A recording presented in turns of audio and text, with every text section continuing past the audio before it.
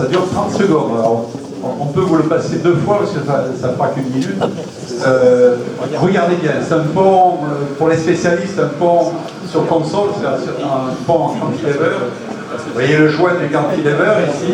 Jusque-là, tout est normal. Hein. Ne vous affolez pas de ça, c'est tout à fait normal. Il y a un poids lourd qui arrive, il y a une autorisation de passer. Voilà. Alors je ne sais pas si vous voulez qu'on le repasse. Même si on le repasse, ça tombe quand même. Alors, je mets ça en avant-première à chaque fois, parce que, surtout quand j'ai des élus dans la salle, ça leur montre. Alors, bien sûr, vous, pour la plupart d'entre vous, vous êtes un peu spécialistes, ça ne vous a pas choqué. Voilà, alors je vous ferai la liste des ponts en France qui ressemblent à ça. Hein. J'en connais, je passe vite dessous, mais même, le problème c'est que même si je passe vite, et si ça arrive pile poil à ce moment-là, bon, il y a eu quand même malheureusement que ça se retourne. Voilà, c'est pas vieux, c'était en 2016, c'était chez nos voisins italiens. Je les montre pas du doigt parce qu'on en a autant. Hein. Voilà, alors je suis un passionné des ponts comme a dit Patrick, je ne suis pas un expert du tout. Hein. Tout le monde est expert, ça ne veut plus rien dire. Je suis un passionné, je trouve que le pont, c'est aller vers les autres. C'est un trait d'union. Hein, et notre pont pour lequel nous sommes là aujourd'hui, le pont Albert Loup, c'est aussi, on a vu, il y a 2 historiens qui nous ont raconté plein d'histoires, c'est aller vers les autres, et ça c'est quand même assez formidable. Il y a des histoires extraordinaires. Moi je rêve d'écrire un bouquin sur les histoires qui ont été créées par le pont. Hein, tant qu'il n'y a pas de pont, on ne se connaît pas. Puis le jour où on fait un pont, ben, ça permet d'aller voir l'autre là-bas. Alors soit pour lui taper dessus, soit pour faire un ami. Hein. Mais c'est un lien formidable. Alors, Patrick m'a demandé alors, de tenir... je suis bavard, alors je vais regarder la montre souvent, ça ne sera pas désobligeant de ma part, mais c'est juste pour ne pas dépasser l'heure. Je voudrais vous parler de... On m'a demandé de parler de principe de réparation des ponts en site maritime, alors qu'ils soient en site maritime, en site montagne ou en site ce que vous voulez. Il n'y a qu'une méthode pour maintenir un pont en bon état, c'est d'entretenir. Alors, on peut faire l'amalgame avec tout ce que vous voulez. Si vous avez une voiture, vous achetez une voiture, c'est intéressant la voiture, parce que lorsque vous achetez une voiture neuve ou d'occasion, le minimum c'est de réfléchir au capital que vous allez investir, mais ça ne suffit pas. Si vous n'avez plus rien après, si vous avez tout dépensé dans le capital et que vous n'avez plus rien pour l'entretenir, il ne faut pas acheter la voiture. Hein. Donc le pont c'est pareil, on met longtemps, on a vu là, hein, de 1892, si je l'ai bien compris, à 1930 à peu près. Hein. Bon, donc c'est une longue histoire, et en moyenne, on dit en France, un projet, à partir du moment où on le réfléchit, au moment où on le réalise, c'est 15 ans à peu près. Bon, ça veut dire qu'il faut beaucoup de temps pour arriver à un projet.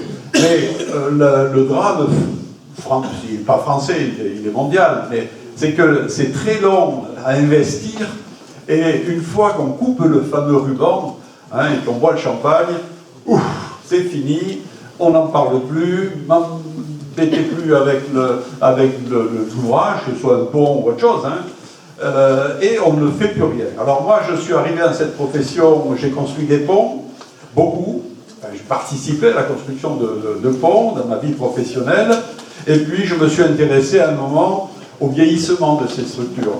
Parce que, on l'a dit tout à l'heure, vous les jeunes qui sont là, vous n'allez pas reconstruire les ponts qu'on a construits nous. Hein. Mais par contre, vous avez un sérieux boulot, dans les 20 ans, 30 ans, 40 ans qui arrivent, c'est de maintenir le patrimoine que l'on a bâti nous. Et c'est pas spécial au pont. Hein. Alors, c'est une science nouvelle, parce que même Eugène Freycinet, à son époque, je suppose que personne ne se posait la question de la pérennité des structures. Hein. Bon, savoir que l'ouvrage allait tenir, ça, bien sûr, mais notre problème numéro 1 aujourd'hui, c'est la corrosion. Pourquoi la corrosion? Parce qu'on a eu l'idée formidable et idiote de mettre de l'acier dans le béton. Et heureusement qu'on a fait ça, si on n'aurait pas pu réaliser les ouvrages qu'on réalise aujourd'hui. Donc, on n'a pas été suffisamment prudent, et lorsqu'on fait ça, ben bon, je ne vais pas rentrer dans des cours de chimie, mais on a tout un ensemble de pathologies qui vont se déclencher à cause de ce mariage entre les deux. Donc, on sait le protéger, mais on ne le protège pas. On ne le protège pas. Moi, quand je vois des ponts qui aujourd'hui n'ont pas reçu une nouvelle chape d'étanchéité depuis leur construction, j'avais fait faire cette enquête il y a 7-8 ans, je ne sais plus, il y avait 60-70% de ponts qui avaient toujours leur chape d'étanchéité du début. Alors je sais que dans la salle il y a un spécialiste de l'étanchéité, je l'ai vu tout à l'heure, c'est abominable, c'est pas normal. C'est pas très cher à l'échelle d'un pont. On peut, moi je parle souvent du bon sens paysan, le BSP. Le BSP pour moi c'est formidable. Dans les travaux publics, si vous faites preuve de bon sens paysan, bien, avec des petits moyens, vous arrivez à pérenniser un ouvrage. Les appareils d'appui, nettoyer les appareils d'appui, nettoyer les joints de chaussée, c'est des choses qui ne sont pas coûteuses, ça. Mais on ne le fait pas. Alors l'étanchéité, pourquoi on change la robée qui est dessus? Ah ça, les routiers se démerdent bien, mieux que les génies civilistes.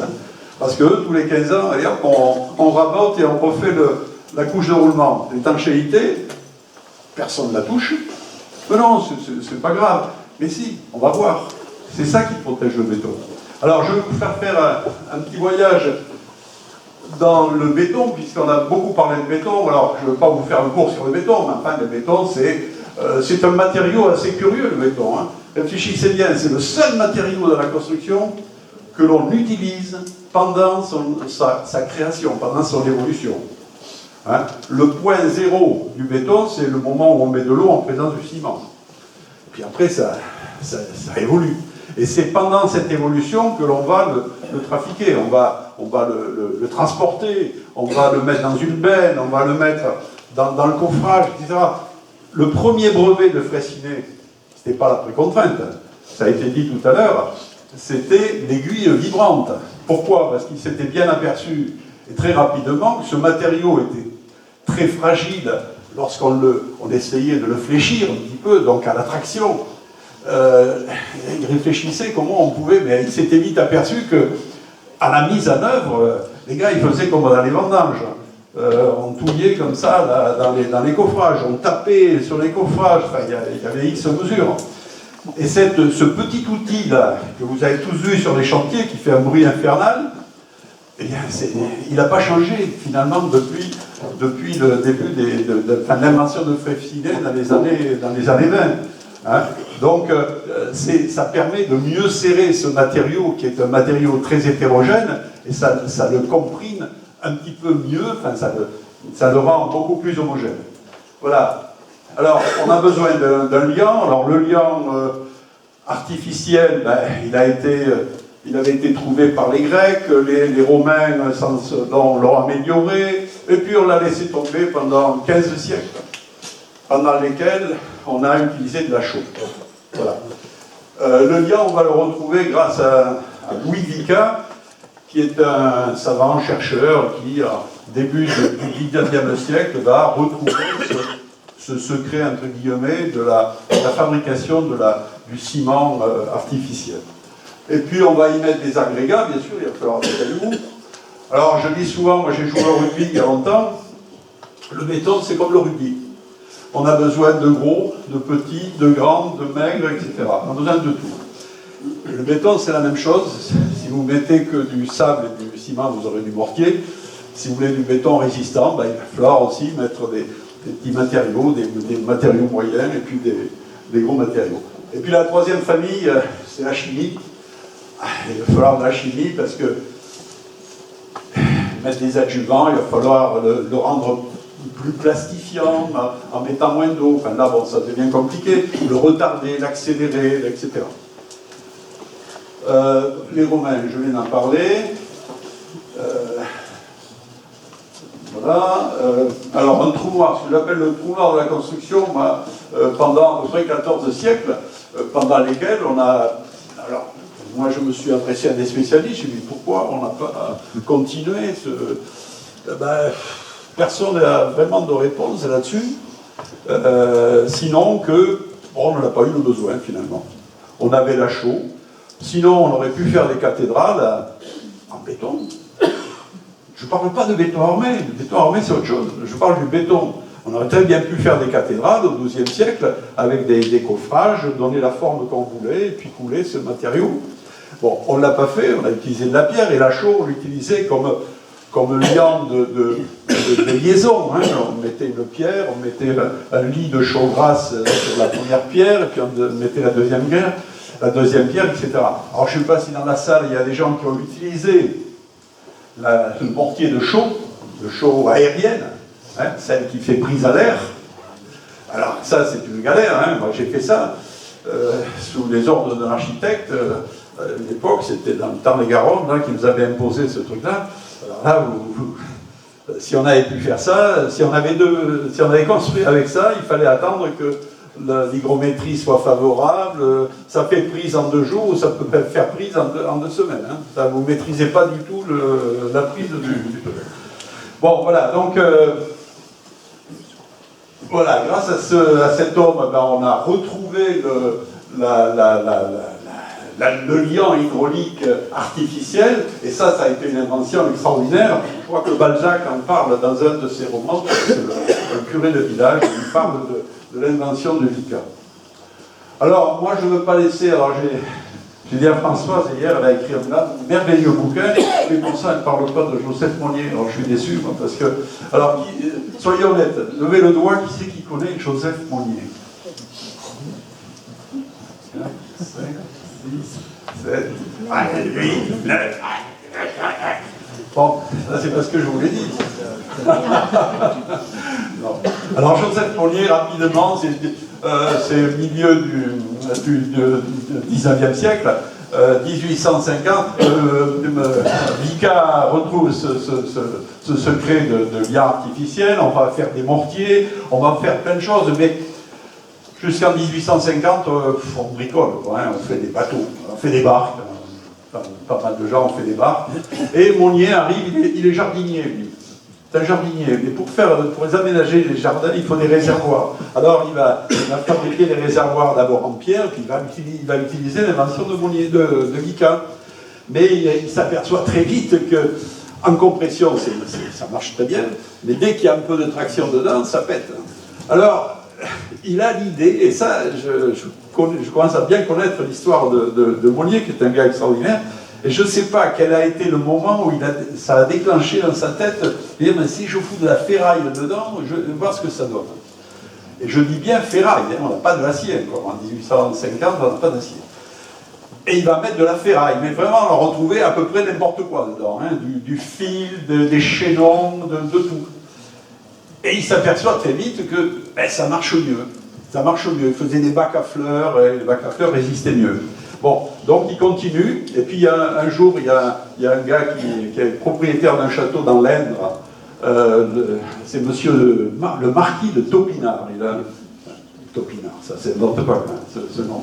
Et là, le marquis de Topinard, on est en 1870, il a envie de faire construire un autre pont sur ses douves du château du XVe siècle. Et il voulait construire un pont métallique, c'est la pleine époque de Gustave Eiffel. Et il rencontre l'architecte des bâtiments de France de l'Aisne, qui s'appelle M. d'Auvergne, et il lui en parle. Et d'Auvergne lui dit, mais non, j'ai entendu parler d'un gars là qui construit avec un produit nouveau, je crois que ça s'appelle le ciment armé. Ciment armé. Je vais le voir s'il voudrait construire ce pont. Et il va voir Joseph Monnier, c'est là que je trouve ce Joseph, il est formidable, parce qu'il lui dit, est-ce que vous accepteriez de construire un pont? Et l'autre, il l'écoute, et il dit, pourquoi pas, j'ai fait des cercueils, j'ai fait des bacs à fleurs, j'ai fait des réservoirs, je ne vois pas pourquoi je ne ferais pas un pont. Et il va construire ce pont, qui fait 14 mètres de long, 7 mètres de large, excusez du peu, sur des douves. Ce pont, j'en avais entendu parler, moi, bien sûr, pendant longtemps, mais je n'étais pas foutu de savoir s'il existait vraiment.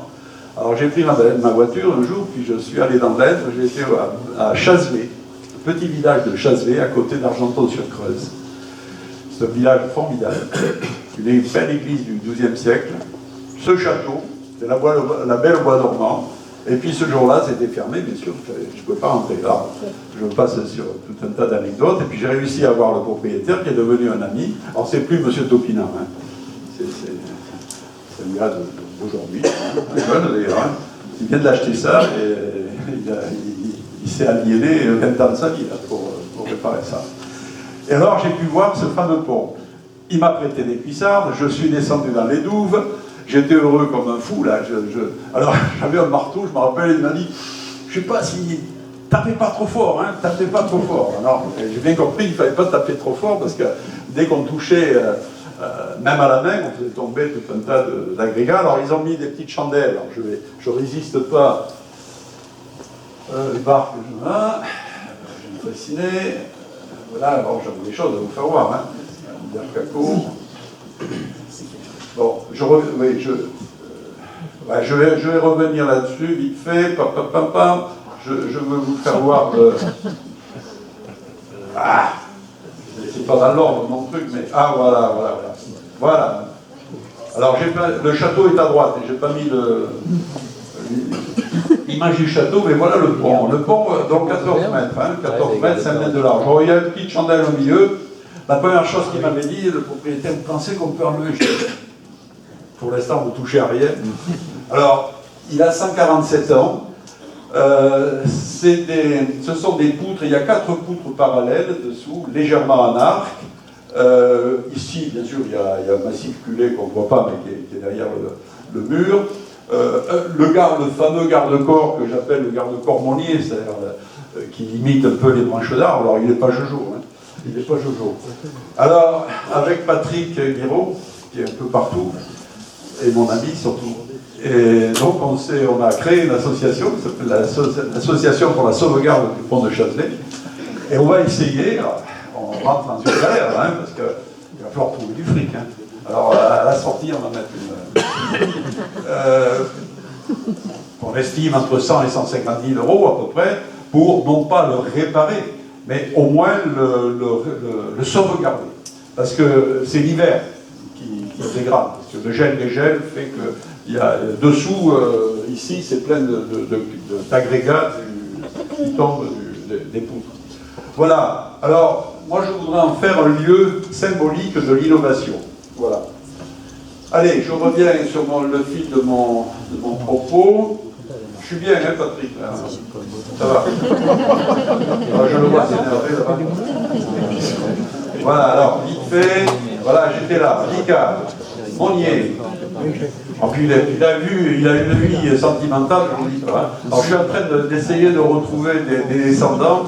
On va avoir plus de descendants non reconnus que reconnus. C'est ça qui m'a fait. Voilà, Lambeau et sa barque. Eugène, on en a parlé. Albert Caco, on en a parlé un petit peu tout à l'heure. Alors lui, c'est quand même un contemporain, il fait 76. Moi, je pense, lui, c'est le Léonard de Vinci moderne. Ce type-là, il a trempé partout. Il a été même faire, après ou pendant la Première Guerre mondiale, des systèmes pas de pilotage, mais d'arrimage des dirigeables. Il a travaillé sur tout. Il a sorti pas que sur le béton. Nous, on le connaît bien sûr que sur le béton. Il a fait autre chose, dans l'hydraulique, etc. Alors, qu'est-ce qu'ils ont permis? Ils ont permis tout ça, des voies ferrées, des écluses, des barrages. On a vu Rosland. Hier soir, j'ai regardé RMC Découverte. Oui. Ouais, il y avait un joli reportage sur les barrages. On a vu Rosland. Et oui, alors c'est ça que je cherchais, mais je ne l'ai pas vu. Je l'ai pas vu. Voilà, l'énergie, bien que garantie, on n'est pas dans le béton, on est dans l'Eiffel, mais c'est un ouvrage remarquable. La tour de 1000 pieds, alors je ne sais pas si vous savez où elle est. Elle est à Paris. Et ça, ce qui est remarquable, c'est que là aussi, hein, on devait la démolir, hein, la déconstruire. Alors, il faudra m'expliquer quand même comment on pouvait déconstruire une structure métallique rivetée. Oui, voilà. Donc là, c'était vraiment de la démolition. joli pont métallique à Paris. Des ponts caissons, ça c'est l'île de Ré. Voilà, on a vu tout à l'heure le pont Saint-Michel, alors Patrick disait la nuit il est éclairé, alors comme je suis de Toulouse, voilà, je vous l'ai mis là, alors, il change de couleur quand même aussi. Le pont de Normandie, ça va faire plaisir à notre ami Thomas Lavigne. Voilà. Ah, alors, je dis je suis de Toulouse, je ne suis pas très loin de Millau. Donc j'ai vécu Millau, comme peut-être beaucoup d'entre vous, et voilà, quand je passe là-bas et que je vais sur cette petite route en bas, on descend, ici on se gare par là, puis on descend à pied jusqu'au pied de la P2, là, qui fait 243 mètres de haut. C'est assez impressionnant. Voilà, ça c'était une belle photo qui avait été prise pendant l'habilitation de la 380, là, pendant les phases d'habilitation de ce feu avion. On va l'arrêter, là aussi, c'est quand même formidable. Il y a le viaduc du succès de bras. Voilà, l'énergie nucléaire, les tours, et puis il y a 53 ans déjà, on a l'impression de régresser. Voilà. La fabrication du ciment, bon, des cimenteries, le fameux clinker qui sert justement à faire la poudre de ciment qui est passé dans le four. Du ciment au béton armé. Alors j'avais anticipé, là on va retrouver des têtes connues. François Coignet. Alors lui c'est un affairiste, hein. Il a utilisé le truc de Vicat. Il a vite compris qu'on pouvait gagner des ronds avec. Il faisait des parpaings avec ça. Et avec ces parpaings, des pierres artificielles, il construisait des ponts. On a dans la forêt de Fontainebleau, on a encore des ponts qui sont construits avec le procédé Coignet. Et puis il a été vendre des brevets partout, même à New York. Lambeau, une belle tête, je pense. Et Savard, l'ami Joseph. François Henneby, non, ça c'est considéré ou c'est Henneby? Il faut savoir qu'Henneby avait attaqué Monnier au tribunal, parce que Monnier se disait l'inventeur du ciment armé, et Henneby l'a attaqué. Et Henneby a perdu. Henneby a perdu. François Joseph Monnier a été déclaré comme le seul et unique inventeur du ciment armé. 20 ans d'avance. Oui. Bon, le fameux BFUP, alors je ne vais pas faire plaisir à Eugène qui va venir après. Eugène, c'est le CFUP. Ça, c'est des Suisses. Les Suisses, ils sont toujours à part. Mais je pense que pour ça, ils ont raison. Moi, je ne vois pas béton.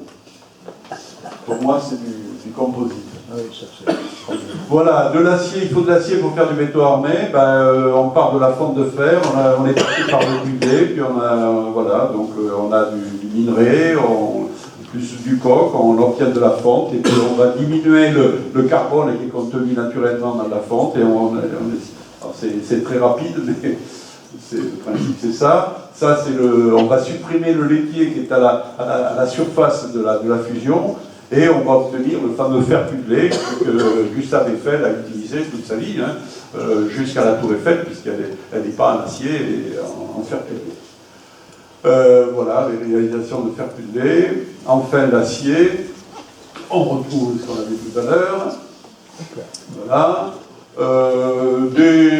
Les avantages du béton armé, un coefficient de dilatation assez proche entre l'acier et le béton, ça c'est bien. Complémentarité des capacités mécaniques, ce compris, mais l'autre bien sûr travaille en traction. Donc on met de l'acier là où il y a de la traction. L'adhérence acier-béton, bon, c'est un peu moins vrai aujourd'hui avec les aciers d'aujourd'hui, mais c'était important. Et la cerise sur le gâteau, c'est la protection électrochimique assurée avec un pH qui est très basique, puisque le béton frais, c'est de l'ordre de 13, donc on ne peut pas avoir de début de corrosion pendant cette période-là. Voilà, le béton précontraint, on en a parlé tout à l'heure. Il fallait comprimer le béton. Voilà, bon, ça on les a vus, on les a vus, on l'a vu, on l'a vu, on l'a vu. Et puis les pathologies du béton armé. ben, le béton il vieillit, il se dégrade, et si on ne l'a pas entretenu, ben, voilà, on a des désordres d'ordre mécanique, bien sûr, hein, et des désordres d'ordre physico-chimique, c'est les plus fréquents, et en haut, j'aurais pu mettre des degrés d'importance. La carbonatation, rapidement, hein, le dioxyde de carbone, enfin le CO2 qui est parti de la chaux dans le four du cimentier, et ce dioxyde de carbone qui va repénétrer la chaux, donc il va repénétrer le béton avec un véhicule. Il faut un véhicule, le véhicule c'est l'eau, donc tout ça va repénétrer le béton, ça va réagir avec la chaux, le pH va chuter, et à partir du moment où ce pH avoisine les 9, eh bien le phénomène de corrosion est possible, et la corrosion va démarrer. Et c'est elle qui aujourd'hui nous pose les 99% des pathologies du béton armé sont dues à l'éclatement du béton dû à la corrosion. Alors, il y a les effets des chlorures, bien sûr. Les chlorures ne passent pas par la case pH, ils vont directement à la dissolution des aciers. Mais entre les chlorures et la carbonatation, on a, je dirais, le panel principal de la pathologie du béton. Alors après, il y a les gonflements internes, la RSI, etc. Ça, c'est un petit peu plus rare, mais ça existe et ça devient grave. Et les effets du gel. Voilà. Bon, vous connaissez tous des choses comme ça. Hein, voilà, béton carbonaté. Alors quand il n'y a pas d'acier, c'est pas grave. Quand il y a des aciers, ben, la conséquence, c'est la corrosion. Voilà. Bon, je ne vais pas vous faire un cours sur la RSI ou la MAG. C'est autre chose. Voilà les représentations des gonflements internes du béton.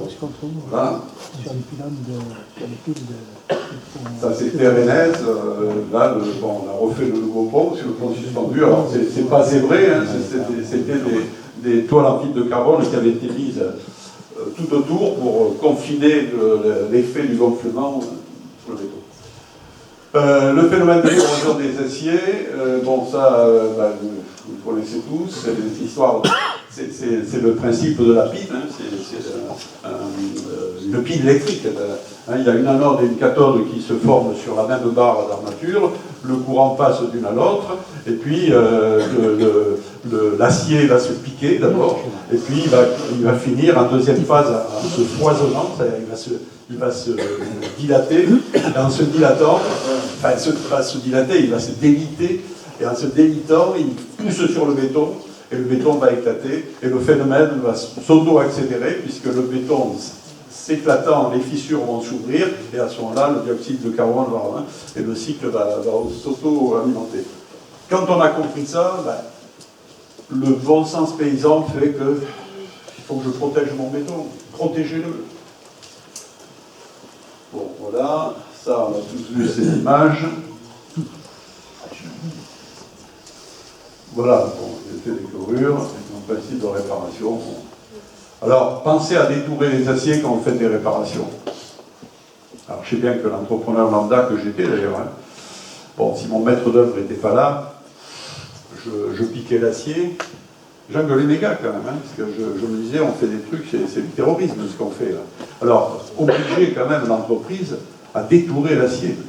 Si l'acier est corrodé, bien corrodé, il faut bien sûr brosser l'acier, voir si on n'a pas besoin de le changer, parce que ça se change aussi, le remplacer du moins, et on va reconstituer la structure avec un mortier de réparation ou un lien hydraulique naturel, etc. Mais en détourant l'acier, c'est un minimum.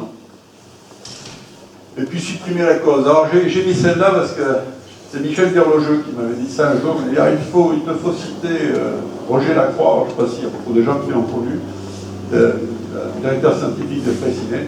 Alors il disait s'il fallait retenir que 3 choses essentielles pour obtenir un béton durable, premièrement la compacité, deuxièmement la compacité, et troisièmement la compacité. Voilà. Alors les guides du stress, puisque même si je suis plus président depuis 3 mois, je l'ai été pendant 20 ans, alors ça va me marquer pendant longtemps. J'ai participé, j'ai initié les guides du stress. Il y en a aujourd'hui 20 sur tous les sujets. On m'a dit un jour que c'était une véritable encyclopédie des méthodes de la réparation. Alors, je suis fier aujourd'hui de voir quand un entrepreneur m'a dit tiens, j'ai reçu un appel d'offres du CEREMA ou d'ailleurs, et dans le CCTP, on demande que soit appliqué l'article numéro tant du FADEM numéro, etc., des guides du stress. Donc c'est devenu quelque chose qui est étroit. Voilà, donc il y a 19 guides, il y en a 20 maintenant, puis on en a rajouté un sur la protection des ouvrages métalliques. Voilà. Voilà. Le contenu. Voilà, j'ai fini. Simplement pour vous dire, moi je suis à l'initiative de colloque sur les ponts depuis 27 ans, on va le faire pour la 27e année la semaine prochaine à Toulouse. Il y a beaucoup de gens qui sont ici, qui connaissent ce colloque, qui fait partie évidemment du catalogue. Et j'ai monté d'un cran, je m'occupe maintenant d'un stress européen, entre guillemets, à Bruxelles, avec les 8 pays, là, mais je vais essayer d'avoir d'autres pays européens pour mettre en commun le partage de connaissances et d'expériences sur la pathologie des structures, sur les moyens de les détecter, sur les moyens d'entretien, voilà. Et j'ai mis sur cette table, j'ai mis bien sûr les guides du stress. Alors il y a d'autres pays qui m'ont mis aussi sur la table d'autres façons de... Alors c'est dans des échanges tout à fait intéressants. Voilà, j'arrête là. Donc le deuxième colloque européen, là, ça sera le 14 avril à Bruxelles. 14 avril à Bruxelles. Alors, on aura un public normalement européen, j'espère avoir des gens qui viennent un peu partout.